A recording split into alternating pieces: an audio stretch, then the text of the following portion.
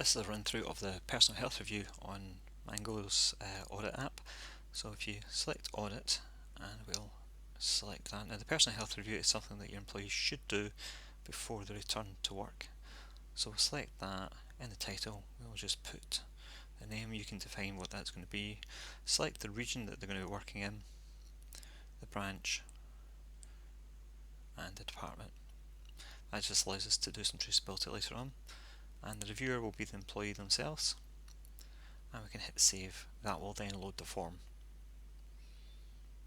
First question we know is, how do they feel?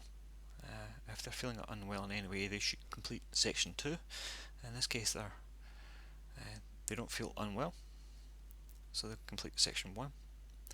And I'll ask some questions which come from the Ministry of Health, which are you living with a vulnerable person? In this case, no. History of travel to restricted areas? No. Close contact with person with symptoms? No. Indirect contact? And no. If there was yes at any point, you could raise an incident and an improvement. Just so you can see if they were feeling unwell, they get these questions here as well. We don't need to fill them in. We will hit save to sign it off, select sign off, and that will be submitted.